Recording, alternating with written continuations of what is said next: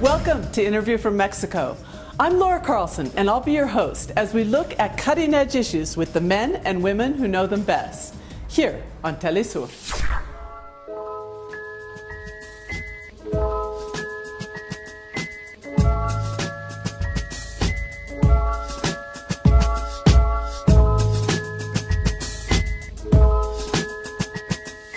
Art celebrates universal values and the human urge to create, but it's also embedded in a particular social and political context. Artists interpret their world.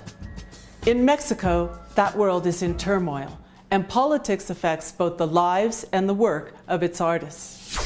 To talk about the issues of art and art in society, we're very happy to be here in the house and the studio of Gabriel Macotela with Gustavo Monroy, both famous artists from Mexico. Thank you so much, Gabriel and Gustavo, for being with us here today on Interview from Mexico. Thank you. Gabriel, I wanted to start with you. We talked about the universal urge to create, but I want to know, what is the particular reason that you ended up being a painter and a sculptor and chose this as your form of expression? I think all children paint, no? And we were all kids. I liked it more and more, and then later I wasn't very good at school. And I kept drawing and making things. And then after high school, I decided to be a painter and go to painting school. And my mother helped me a lot. That's how it was. How did you begin?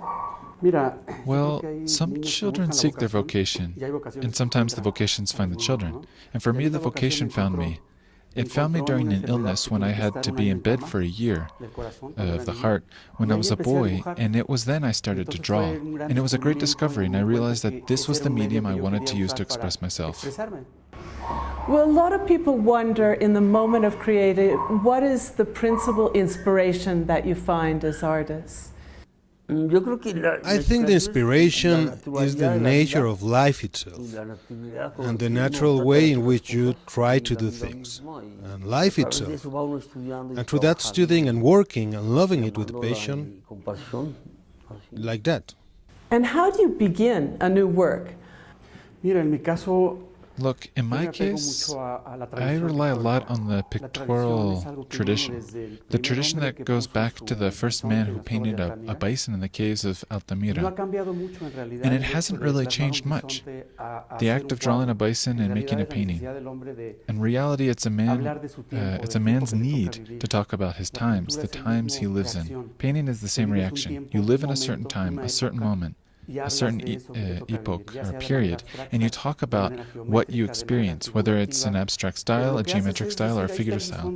But what you do is say, here's the bison, here's the group, here's the reality, here's the landscape, here's the sky, here's the human being. It's the same tradition. It gets more and more complicated, the schools, the process, the history, but the motivation is the same. We're still in the cave, painting our reality, expressing it day after day. Well, so you have an urge to express something that's inside, and then what do you hope that this artwork will do to society? What's the purpose of the communication in art? I think that whether you're a painter or not, any human being, all existing beings, express themselves. Always. No?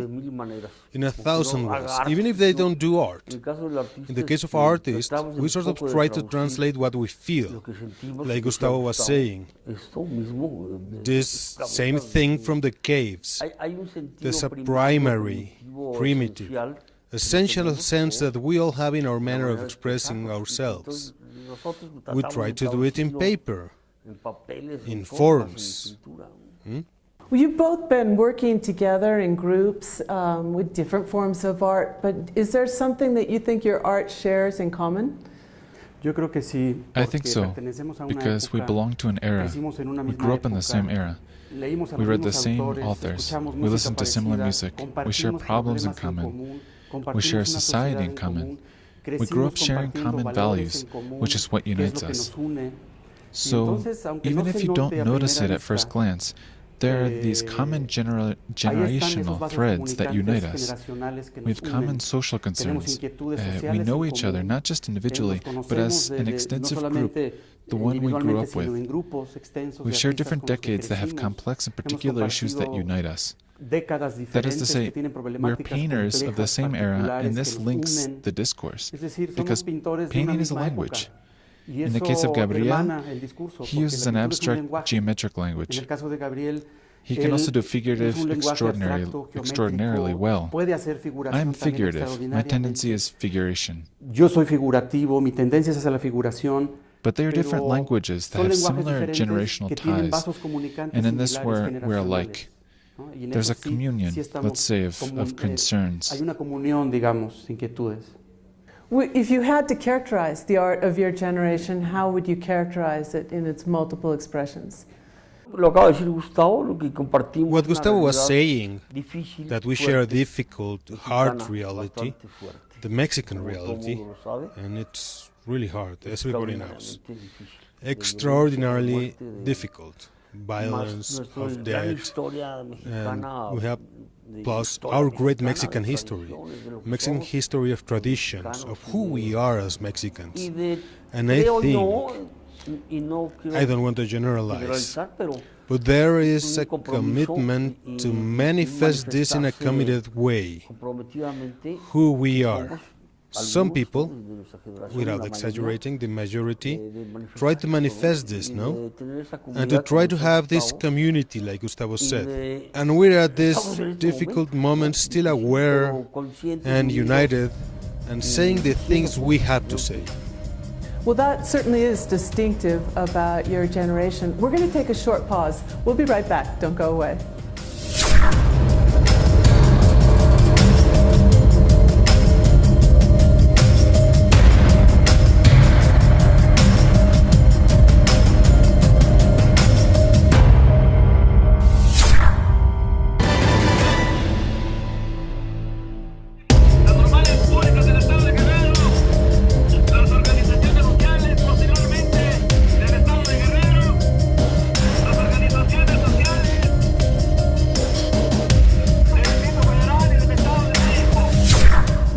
Gustavo Monroy and Gabriel Macotela talking about art and society. We mentioned the way that art reflects the politics and the social environment. What's been your experience in that regard? How do you reflect the politics and what's going on in Mexico in your art? You see, in general, we're living in a period in which politics has a very deep meaning, a very devalued state and senselessness. However, everything is politics. For me in particular, my work is a kind of chronicle of the times we are living in this society and in this country. This country is going through situations that are very sensitive, very difficult, and very extreme. My painting is a reflection of this reality.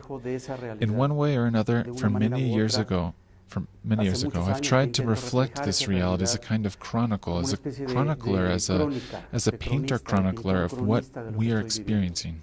Not just now, but beginning many years ago, because the situation we're experiencing now is a result of a process of very deep decomposition, and it has passed a point of no return. There is no return.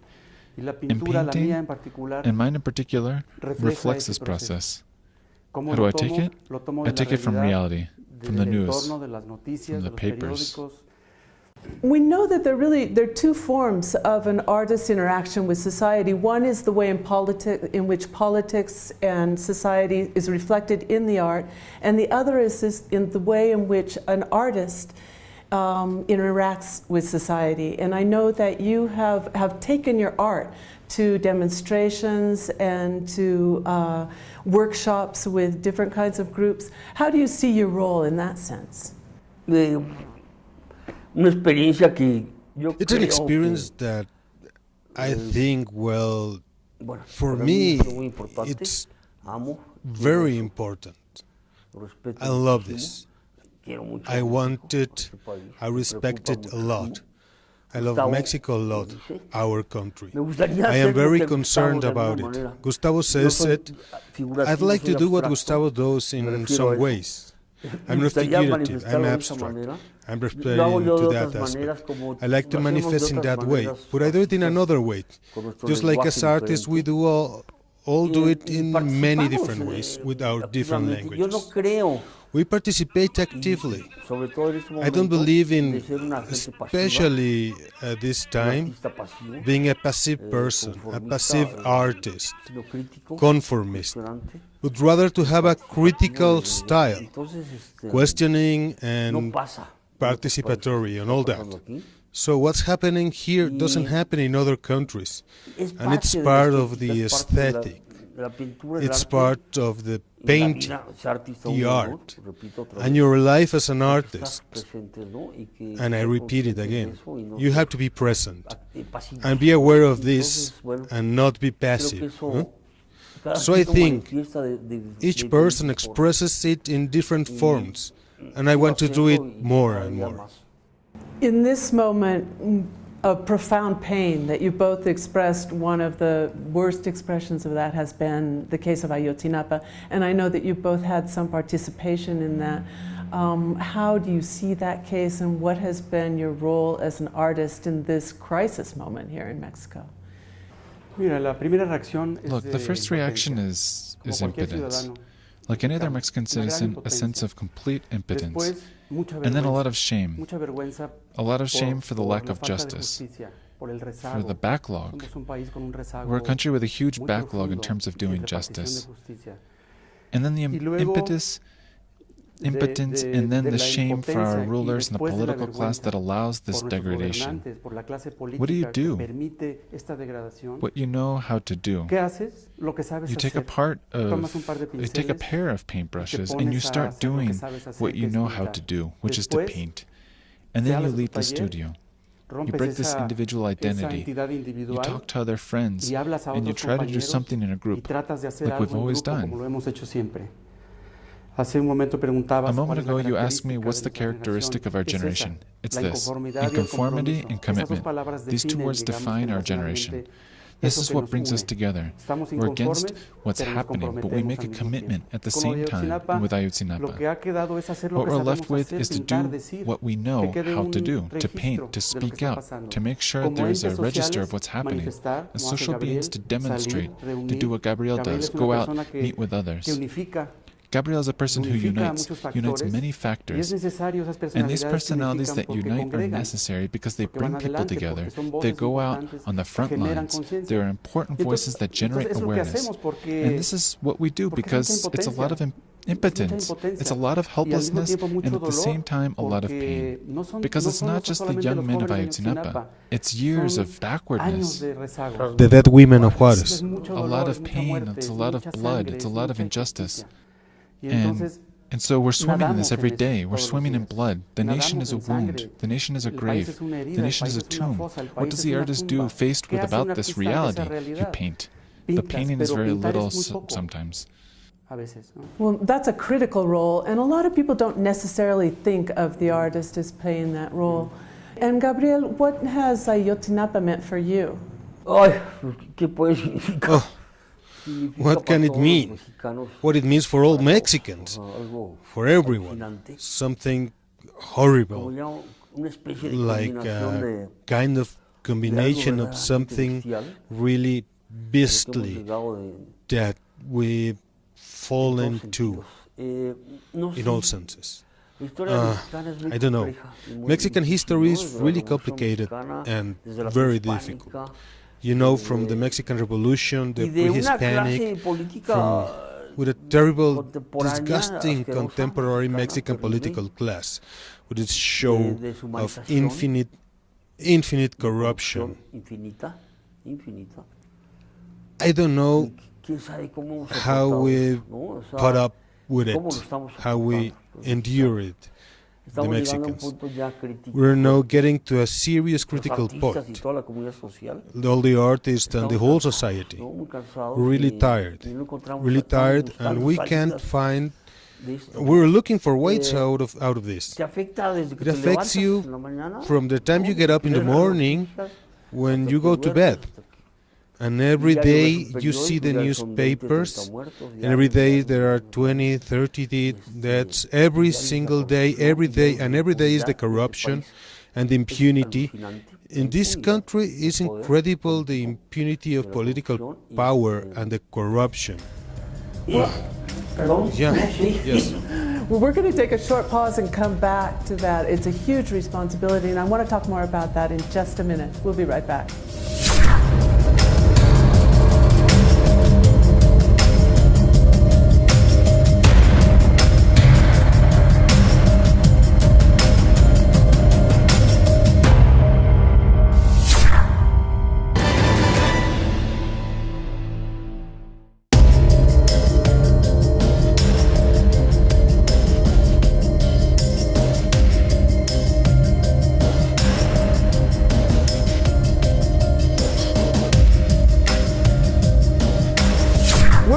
With Gustavo Monroy and Gabriel Macotela talking about art and society and the government's role as well. I wanted to ask you specifically about government policies to promote art. Do you think the Mexican government is doing a good job in this regard? Sí, no. Yes and no. Yes and no, because as part of this complexity that is the country, there are two paths. First, for many years we suffered an extreme form of centralism, and this made it so the provinces were abandoned and cultural policies were concentrated in the center of the country. Many years ago they created the National Fund for Culture and the Arts, and this helped. The problem is that it's a fund that has gotten old. It hasn't been reviewed. It's lost a little its sense because at the same time there is an institutional cultural backlog that has not been addressed. I'll give you a very concrete example. If a foreigner came to Mexico today and went to the Museum of Modern Art, they might think that Frida Kahlo is still alive or Matthias Geritz is living. And I say that in an ironic way because this is the size of the backlog that we have in our cultural policies. The museums of modern art are not alive. They don't represent current trends. At the same time, yes, there is some attention through this cultural promotion. So there's always a contradiction. Another part of the cultural policies that's important is to create enough spaces so that an artist's work can be seen, and there's participation of the public in the day-to-day work of the artist. Do you think that that's happening enough here in Mexico now? No, it's not happening. I go to give workshops precisely as a teacher for young painters through the Mexican Republic, and I get there and there's a lot of not only spaces for you to exhibit, but also workshops, materials, and what happens is what is happening everywhere. This political and economic corruption. They don't dedicate money in an organized way to create these publications, catalogs, to take Mexican artists out of Mexico, to promote them internationally and nationally. Conaculta and the scholarships of Conaculta, well, let's say, that will be the serious part, in a way, an attempt to deal with it. But there is a terrible gap, like Gustavo said, in this area, and so it is part of this functional state, which is not recent. We've seen 40, 50 years of backlogs, of neglect in policies on culture, on agriculture, on mining, on rural life, on education, on everything. You see what I mean? It's an accumulation of a lot of things. Well, there's certainly been times in history and in the history of Mexico when there's been forms of censorship applied to art as well. What's the role of art in freedom of expression and also in promoting other freedoms? Look, art in itself does not tolerate censorship because art is a force. It's like the water of a river. It flows. You can't stop it. If you they try to put up containing walls. There have been periods in Mexico like the 70s, 80s, 60s when there was a lot of censorship for freedom of expression. This broke down. We have to say, in a way, two administrations ago, the possibility opened up some. I feel and I perceive that at the personal level and on a collective level too, that we are returning to a time of the characteristics we see now, of censorship again, but it's a very veiled censorship on those means of communication. We are returning to a bit of a subtle censorship, but it's a tiny drop of water that starts to fill the glass, and it's dangerous what we're experiencing now, because it could lead to a return to an era of terrible censorship that we experienced before. Well, Gabriel, have you felt this kind of censorship? And if so, when Gustavo mentions kind of a veiled censorship, what forms does that take? Bueno, yo creo que toda la gente informada. Well, I think all informed people in Mexico know of the control of information and the two terrible monopolies of information. The case of Televisa and TV Azteca, and the power they have in broadcasting today to manipulate this information.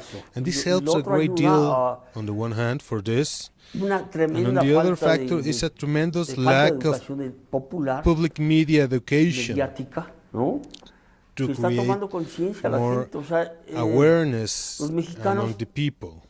That is, as Mexican, we built up this strange thing that we've been able to survive in spite of everything, in spite of... If it weren't for informal labor, or the indigenous people, the great beauty of the indigenous ability to live off nothing, eat from nothing, raise kids on nothing. The political class in the power has really relied on this bravery of the Mexican people, and they know that they manipulate this. But I think that now what is happening, and I believe this, that since Ayotzinapa and Iguala and the women of Juarez and the treatment of the Central American migrants and human trafficking and all this, I think that Mexico and the people, the civil society, is beginning to have a strong voice. Gustavo, unfortunately, we're running out of time, and I wanted to pose one last question to both of you. As artists, what kind of changes would you like to see in Mexico today? Look, they're proposing something very concrete now, which is a new constitution. That would be a big step forward. A new constitution that reviews the question of justice. This constitution and this political class that we have now doesn't work anymore. A revision of our constitution. Gabriel? I like something, some ways impossible. It's incredible that the ideologies of the parties and of the programs of the parties and of the politicians has been erased, and they should go back to humanism and go back to justice and we have to wake up the civil society for that. Well, Gabriel, Gustavo, thank you so much for being with us here today on Interview for Mexico. And thank you. We'll be back next week. I'm Laura Carlsen on Interview from Mexico.